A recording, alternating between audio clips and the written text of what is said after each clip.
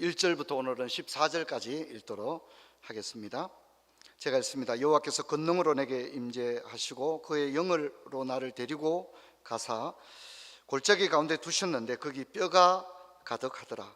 나를 그 뼈 사방으로 지나가게 하시기로 본즉 그 골짜기 지면에 뼈가 심이 많고 아주 말랐더라. 그가 내게 이르시되 인자야 이 뼈들이 능히 살 수 있겠느냐 하시기로 내가 대답하되 주 여호와여 주께서 아시나이다. 또 내게 이르시되 너는 이 모든 뼈에 대하여 대하나 이르기를 너희 마른 뼈들아 여호와의 말씀을 들을지어다. 주 여호와께서 이 뼈들에게 이같이 말씀하시기를 내가 생기를 너희에게 들어가게 하리니 너희가 살아나리라. 너희 위에 힘줄을 두고 살을 입히고 가죽을 덮고 너희 속에 생기를 넣으리니 너희가 살아나리라. 또 내가 여호와인 줄을 너희가 알리라 하셨다 하라. 이에 내가 명령을 따라 대언하니 대언할 때에 소리가 나고 움직이며 이 뼈 저 뼈가 들이맞아 뼈들이 서로 연결되더라. 내가 또 보니 그 뼈에 힘줄이 생기고 살이 오르며 그 위에 가죽이 덮이나 그 속에는 생기는 없더라. 또 내게 이르시되 인자야 너는 생기를 향하여 대언하라. 생기에게 대언하여 이르기를 주 여호와께서 이같이 말씀하시기를 생기야 사방에서부터 와서 이 죽음 당한 자에게 불어서 살아나게 하라 하셨다 하라. 이에 내가 그 명령대로 대언하였더니 생기가 그들에게 들어가며 그들이 곧 살아나서 일어나서는데 극히 큰 군대더라. 11절부터는 같이 읽습니다. 또 내게 이르시되 인자야 이 뼈들을 이스라엘 온 족속이라. 그들이 이르기를 우리의 뼈들이 말랐고 우리의 소망이 없어졌으니 이는 다 멸절되었다 하느니라. 그러므로 너는 대언하여 그들에게 이르기를 주 여호와께서 이같이 말씀하시기를 내 백성아 내가 너희 무덤을 열고 너희로 거기에서 나오게 하고 이스라엘 땅으로 들어가게 하리라. 내 백성들아 내가 너희 무덤을 열고 너희로 거기서 나오게 한즉 너희는 내가 여호와인 줄을 알리라. 내가 또 내 영을 너희 속에 두어 너희가 살아나게 하고 또 너희를 너희 고국 땅에 두리니 나 여호와가 이 일을 이룬 줄을 너희가 알리라. 여호와의 말씀이니라. 아멘. 우리는 에스겔서에서 가장 익숙한 본문 37장을 읽었습니다. 우리에게는 마른 뼈의 환상으로 이렇게 알려져 있고 여러분도 아마 이 구절 정도는 다 기억할 것입니다. 아마 이 구절은 성경 66권 가운데서 가장 충격적인 환상이 아닐까 그렇게 생각이 되고 또 가장 강력한 메시지가 여기에 들어 있습니다. 에스겔서는 33장에 들어오면서 심판의 메시지가 회복의 메시지로 메시지가 이제 전환되고 있고요. 이제 37장에 와서는 희망의 메시지를 전하고 있던 에스겔 자신도 놀랄 정도의 선지자 그 자신도 놀랄 정도의 매우 충격적인 환상을 오늘 보여주고 있습니다. 여러분 우리가 요즘은 이제 그런 분이 거의 없는 것 같아요. 그렇지만은 환상을 본다, 음성을 듣는다 이런 말은 좀 조심스럽게 사용을 해야 됩니다. 설령 내가 꿈을 꾸고 음성을 듣고 환상을 봤다 그래도 그것은 어디까지나 개인적 차원의 일이라는 걸 잊으면 안 됩니다. 혹시 음성을 듣고 환상을 봤다고 해서 야 내가 선교사 나가야 되나 보다, 내가 뭐 하나님이 나를 특별히 부르시나 보다, 그건 전혀 아니라는 것을 제가 말씀을 드립니다. 우리는 이미 계시되어진 66권의 성경에서 우리의 신앙생활과 영적인 것과 관련된 모든 것이 완벽하게 주어져 있다는 것을 잊지 말아야 합니다. 또한 하나님은 우리가 정기적으로 참여하는 예배를 통하여 듣는 설교를 들을 때에 성령께서 각자에게 생각나게 하시고 깨닫게 하시는 역사가 있는 줄로 믿습니다. 그런데 굳이 그렇게 환상을 보고 음성을 들어야 될 그런 한목적성은 상당히 떨어지는 편입니다. 그럼에도 불구하고 우리 개혁신앙은 그럼에도 불구하고 하나님은 살아계시고 신묘막측하시기 때문에 우리가 인간의 이성의 영역에서 알 수 없는 개인적인 신비는 있을 수 있다는 가능성을 언제라도 열어놓고 있습니다. 설령 여러분들이 그런 대상이 된다고 할지라도 그것은 개인적 신비의 차원에서만 이해를 해야 되고 그것을 다른 사람에게 이야기하고 마치 보편적인 것처럼 이야기하거나 자신이 어떤 그런 것을 체험했다고 해서 자신은 남들과는 다른 그런 사람으로 생각하는 것은 여러분 신앙생활에 아무런 도움이 되지가 않습니다. 또한 환상을 본다는 것은 선지자에게도 생경한 사건입니다. 그래서 일종의 충격요법이요, 메시지가 너무도 강렬해서 부인할 수 없고 잊을 수 없는, 마치 몸암에 어떤 칩을 심듯이 우리 속에 이 메시지 자체를 완전히 각인시켜 버리려고 하는 그런 차원의 메시지가 바로 오늘의 메시지입니다. 여러분, 지금 이 37장의 상황은 전후 상태입니다. 예루살렘은 그 시대 가장 강력한 바벨론의 주력 부대로부터 예루살렘 성은 거의 완전히 초토화되었습니다. 우리가 우리나라 한국 전쟁의 영상이나 그림을 보면 어떻습니까? 완전히 도시 자체가 부수어져 있지 않습니까? 지금 그런 상태입니다. 여러분, 특별히 잔혹한 느부갓네살의 예루살렘 정복 전쟁은 잔혹하기 이를 데 없었고 모든 것이 부서지고 파괴되었습니다. 시체는 온 곳에 나뒹굴었습니다. 특별히 하나님은 에스겔을 통해서 보여준 이 아골 골짜기의 이 시체와 뼈는 수를 헤아릴 수 없을 정도의 골짜기 전체를 완전히 해골과 뼈들이 뒤덮여 버렸습니다. 이 장면을 하나님은 에스겔에게 보여주었습니다. 이 장면을 보여주시면서 하나님이 말씀하고 싶은 메시지는 아주 간단합니다. 보아라, 이것이 지금 이스라엘의 참모습이다. 보아라, 이것이 너희들의 모습이란다. 이것이 너희들의 현 주소란다. 이것이 너희들의 실존이며 진정한 리얼리티가 바로 여기에 있다. 너희들이 멋진 옷을 입고 나름대로 교양 있는 말을 한다고 해도 사실 너희들의 진짜 모습은 이 골짜기에 마른 해골과 같은 상태다. 이것이 이스라엘의 모습이다.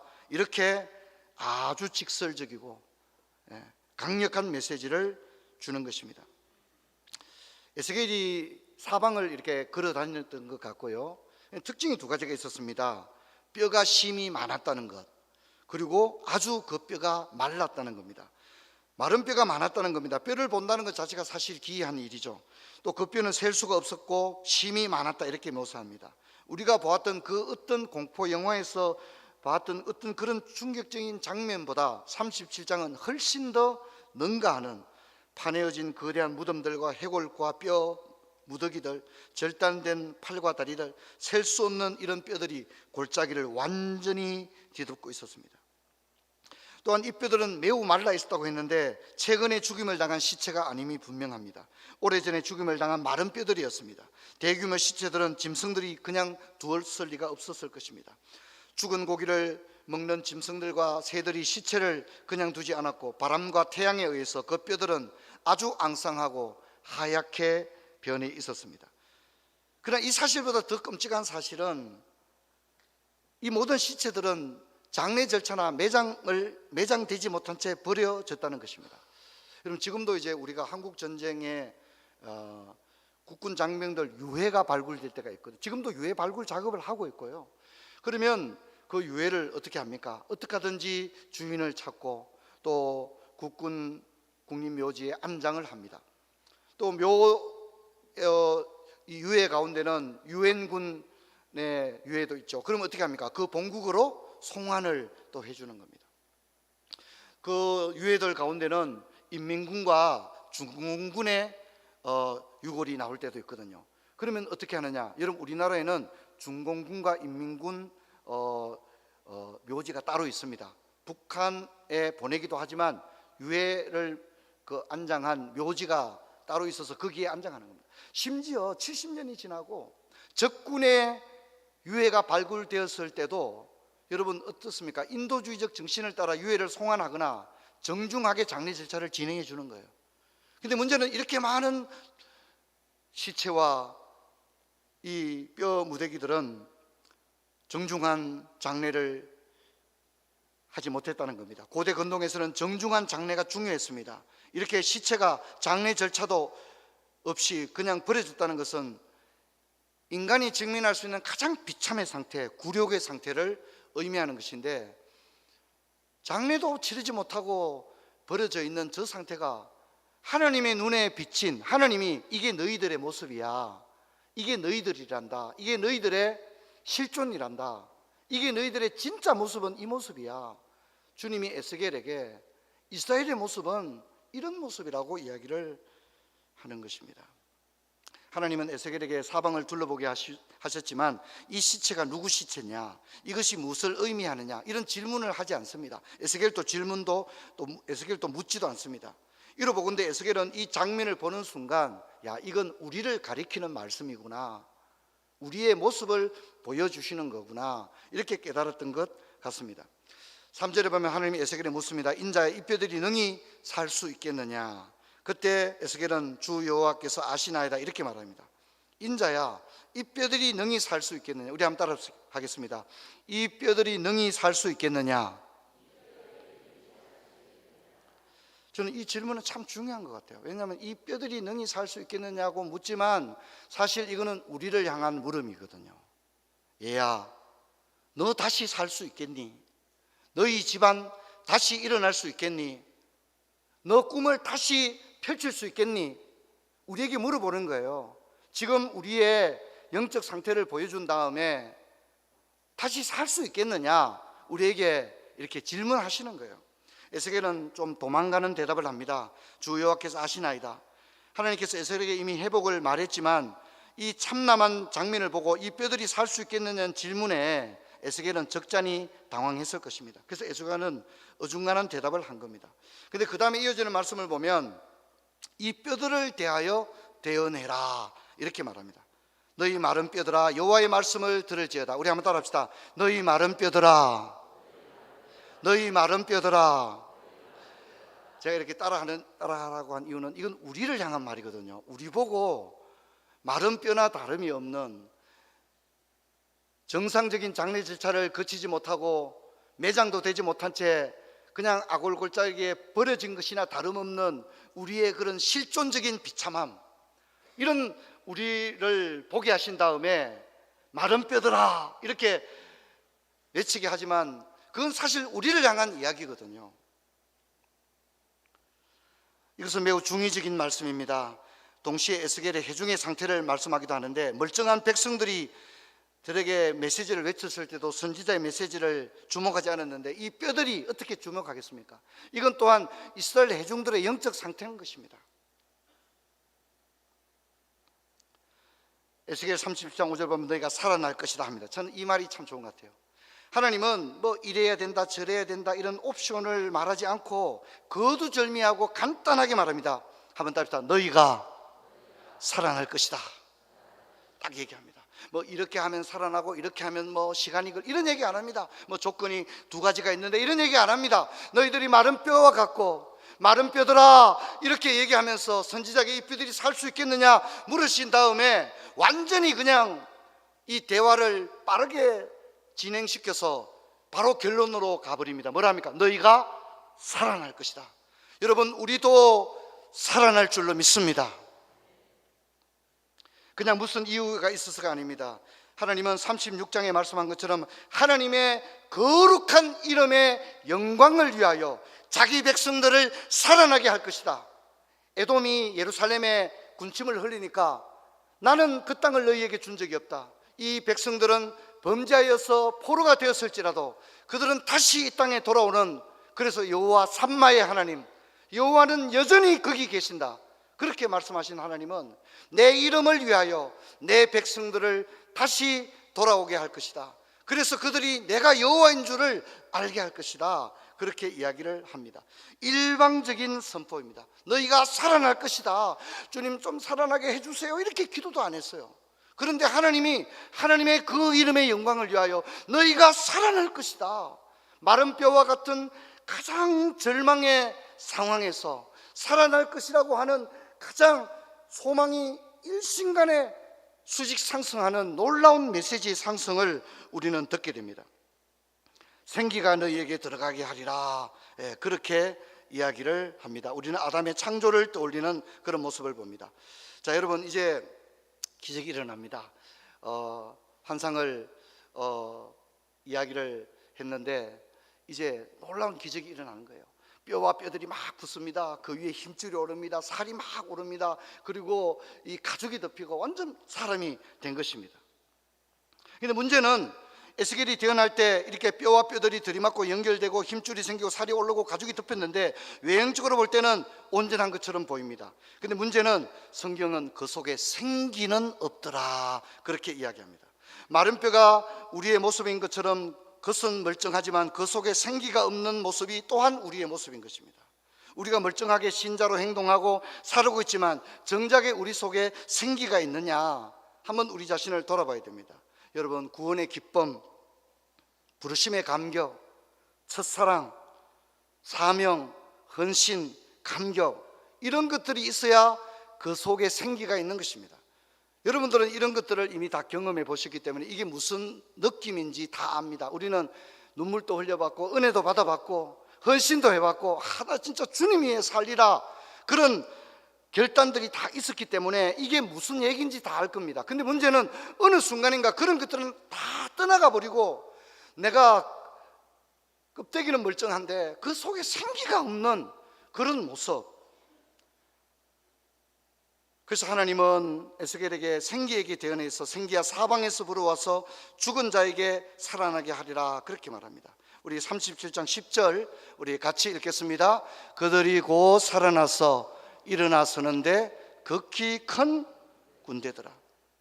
자, 엄청나게 골짜기에 덮인 해골과 뼈들이 다시 살아났습니다. 생기가 들어갔는데 그들이 살아나는 모습을 보니까 폐잔병이 아니에요. 그들이 살아난 모습을 보니까 피난 가는 피난민의 모습이 아니에요.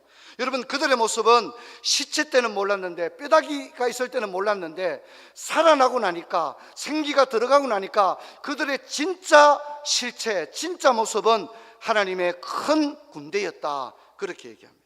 군대가 뭡니까? 사용되어질 수 있도록 언제나 준비가 되어 있는 상태의 사람을, 그것을 유지하고 있는 상태의 사람을 군대라고 하는 겁니다. 오합지졸 같고 마른 뼈와 같고 겉은 멀쩡한데 생기가 없는 사람에게 하나님의 생기가 들어가기만 하면 하나님의 손에 크게 쓰임받는 군대와 같이 준비된 하나님의 사람이 될 줄로 믿습니다. 여러분, 하나님은 우리의 그런 모습을 원하는 겁니다. 그리고 11절에서 인자야, 이 뼈들은 이스라엘의 온 족속이다. 인자야, 이게 진짜 모습이야. 이게 너희들이 회복해야 될 모습이야. 지금은 예루살렘이 황폐하고 너희들은 다 남의 나라, 이방 나라의 강제 노역을 하는 포로 신세지만 내가 내 이름의 영광을 위해서 너희들을 마른 뼈를 다시 일으킨 것처럼 다시 회복할 거야. 이것이 너희들의 진짜 모습이야. 이렇게 보여주는 것입니다. 그래서 하나님은 우리가 읽었던 11절부터 14절에 두 가지를 이야기하는데, 첫째는 너희를 무덤을 열고 너희를 나오게 하리라 그렇게 합니다. 여러분, 뼈가 살아나려면 어디서 나와야 되죠? 9월 달에는 좀 안 도와주시는 겁니까? 뼈가 살아나려면 어디서 나와야 돼요? 무덤에서 나와야 돼요. 근데 무덤에서는 스스로 나올 수 없잖아요. 그래서 너희들이 무덤에서 나와라 이래 하는 게 아니라 내가 무덤을 열고 너희를 나오게 하리라. 한번 답시다. 무덤을 열고 나오게 하리라. 내가 무덤을 열고 너희를 나오게 하리라. 주님이 말씀하는 겁니다. 여러분, 우리는 우리 스스로 우리가 직면한 이 절망이라는 무덤, 어떤 패배주의의 무덤, 우리를 기가 죽게 하고 완전히 낙담에 빠뜨린 누적된 실패와 어떤 그런 경험으로부터 우리를 다시 살리려고 하는데 우리 스스로는 무덤을 열고 나올 힘이 우리에게는 없는 거예요. 근데 주님이 우리가 할 수 없지만 괜찮아, 내가 무덤을 열고 너희를 나오게 하리라 그렇게 말씀하는 거예요. 사랑하는 성도 여러분, 저는 우리 부처의 성도들이 갇혀있는 수많은 형태의 무덤들에게서 내가 그것이 거기 갇혀있는 걸 알면서도 스스로는 무덤을 열고 나올 수 없는데, 절망을 깨트릴 수 없는데 주님께서 사랑하는 아이야, 내가 무덤을 열고 너희를 나오게 하리라. 할렐루야. 우리 막내가 한번 실종된 일이 있었거든요. 아파트에 방송 다 하고 야단이 났습니다. 우리 막내를 잃어버린 거예요. 아이고, 시간이 그래 경찰에 신고도 하고. 근데 애가 나중에 보니까 테니스장에서 텔레비전을 보고 있었어요. 그러니까 누가 연락이 왔는데 대장의 문을 열고 들어갔더니 컨테이너 안에 휴게실에서 혼자 텔레비를 보고 있는 거예요, 우리 아이가. 즉시 꺼내었습니다. 집으로 가자. 여러분, 자기 자식이 아프지도 않는데 병원에 있으면 병원에 계속 있으라 하겠습니까? 집에 가자. 아이가 잘못한 것도 없는데 경찰서에 가 있으면 우리 아이 잘못한 거 없다고 우리 아이 데리고 집에 갑니다. 그렇지 않습니까? 여러분, 아이가 진짜 열악한 환경에서 일하고 있으면 집에 가자. 여기서 일 안 해도 된다. 집에 가자. 그러지 않겠습니까? 하나님 아버지가 우리가 무덤에 갇혀 있는데 구경하시겠습니까? 팔짱을 끼고 있겠습니까? 그렇지 않습니다. 무덤을 열고 우리를 나오게 할 줄로 믿습니다. 이 은혜가 있기를 축원합니다. 그리고 이제 무덤에 나온 다음에 우리에게는 내 영을 너희 안에 두리니 성령으로 충만케 할 것이다, 그렇게 얘기합니다. 그래서 너희가 살아나리라 이렇게 합니다. 이 은혜가 우리들에게 있기를 주의 이름으로 축원합니다. 우리 찬송을 부르면서 성찬을 받을 준비를 하도록 하겠습니다.